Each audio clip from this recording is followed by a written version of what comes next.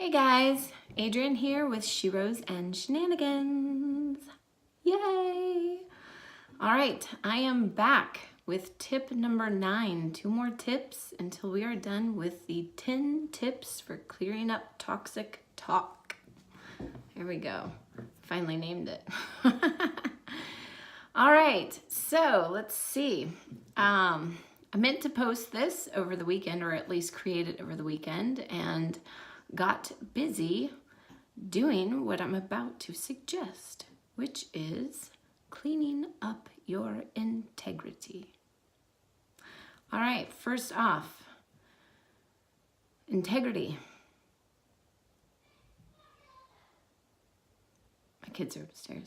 All right, integrity has to do with making sure things work correctly, right? Like if you have the integrity of a box and you sit on it, then it doesn't work the way it's supposed to work. So integrity is entirely up to you.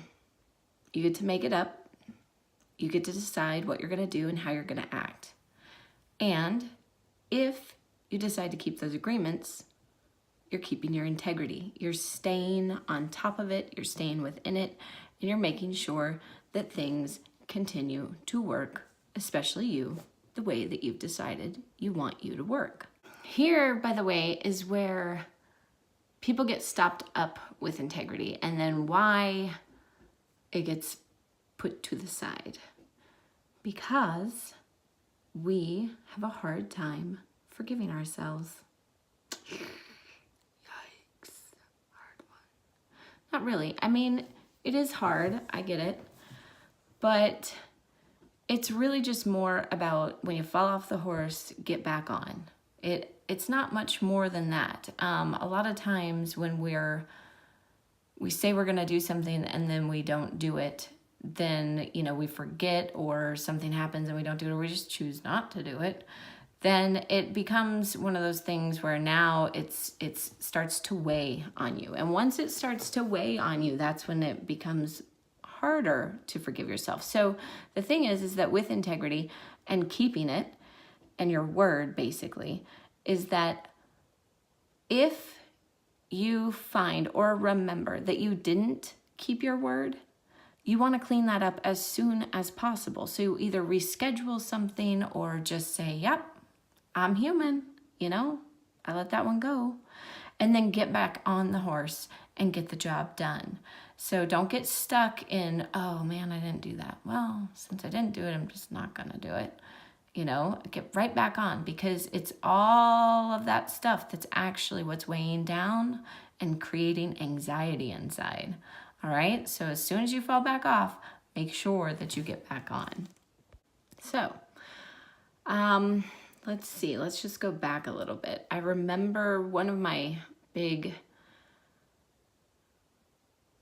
funny stories that I share with people a lot is the first time that I really got around to kind of really cleaning up my own integrity on my own. I had lived with my parents and I was kind of always the, messier child. And my mother was always pretty strict about making sure that we cleaned things up. So I grew up knowing how to do it. And then I ended up moving out. And when I finally moved into my own place, that was just myself. It was kind of like rebel without a cause. Just decided, hey, it's my place. I don't have to do anything about it. And I do remember a good friend of mine, it was actually my boss at the time. He came to pick me up at my place because something was wrong with my car, and he walked into my house, and my house was like probably, it probably looked like it was knee deep in clothes everywhere and dishes everywhere and whatever. And I was like, hey, I was by myself, didn't really care. It was somewhere around the age of 21 or something. And I just remember him looking around before he took me to my job, and he just went, what is going on? What's going on with you? Are you okay? And I went, what? Yeah, totally fine. Like, no big deal. It's just a mess. I can clean it up. No biggie whatsoever. And he said, no, you're not getting it. He said, you need to understand that what's going on out here is what's going on up here. And he like knocked me in my forehead. And it kind of just went, oh my gosh, that is so going on up there. So now there will be things like in my life, this is kind of, there are times when it happens repeatedly. Like if I'm really focused on something, then something else, falls by the wayside, or I have kids at home all the time. So if I'm working on one room, then they're downstairs messing up the other room that I just finished. So of course there are things that are hard to stay on top of from time to time. However, it was where it just kind of clicked that, wow, this mess is showing up outside of this goal. So that was kind of my first aha with it. Like I said, my mom had always been, make sure you clean, things like that. So I knew how to do it. It just, my mom wasn't there to tell me, and I didn't feel like it anymore. And that was the first time when I kind of looked at it and went, oh, I'm doing it for me. I'm not doing it for her anymore. I'm not doing it for anybody anymore. I'm doing it because my life works when I do it. So this weekend, my husband and I were out in the garage cleaning up our integrity. It's wintertime. The Christmas stuff was still all over the place because it was cold out, and I did not want to go out there and do anything with it. So we finally got around to doing a lot of that stuff this weekend. So that's where we are, and that is tip number 9, cleaning up your integrity. I'm about to actually get off this phone and go clean up some of the inside of the house, because while we were cleaning up the garage, the kids were making a mess elsewhere. So how do we do this? Tips. All right. Well, I had another friend. She is my second mother that I call her, and she's my mom's best friend. And I remember when I was trying to actually clean up my integrity, and I called her and I was talking to her about, a mess and whatever. And she said, Adrienne, why don't you set a timer and try to beat the clock? And that was amazing to me because, before it had always felt like I was doing it for somebody else. And it was always one of those things where, it just lagged and I didn't want to. And so she just said, set a clock and try to beat it. And that was, really when I started actually doing things to compete with myself versus compete with other people. And it was around that same age of 21. And from there, it was always one of my tools that was like, I really don't want to get this done, but I'm going to set a clock and do it. So another thing that I use are lists.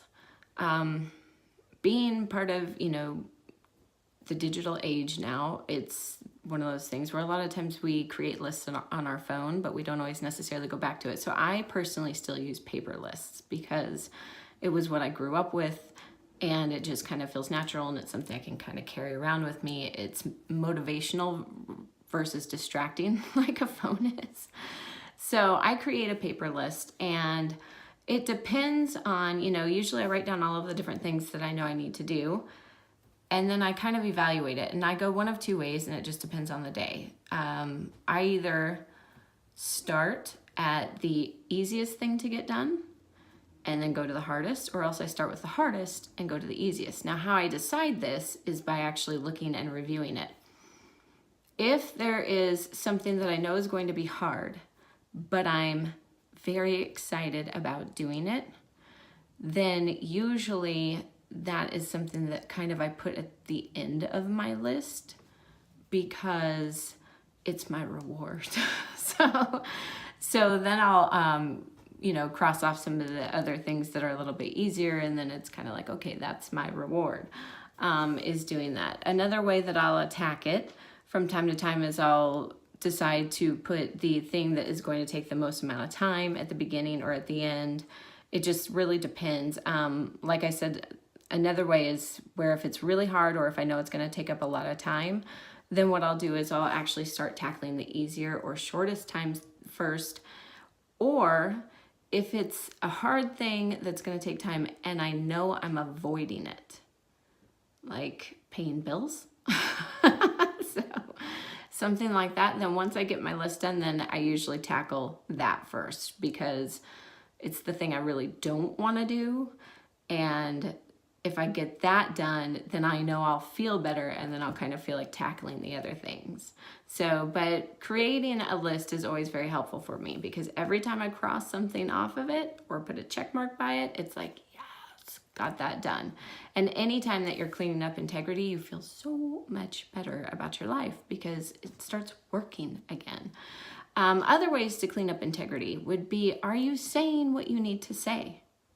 You know, is there somebody that you're not having a conversation with or that you're avoiding having a conversation with? Because I promise you that once you actually have that conversation, hard as it might be, you'll feel better afterward. Are you maybe not forgiving or not apologizing? I promise after those two things that you will feel much better after you clean those up too. Remember that forgiveness is for you. You're not then walking around with all that anger, angst, anxiety, all of that gross stuff going on inside. So there is my little tidbit on cleaning up your integrity and some quick little tips on how to get it done faster or maybe the ways that you'd like to approach it.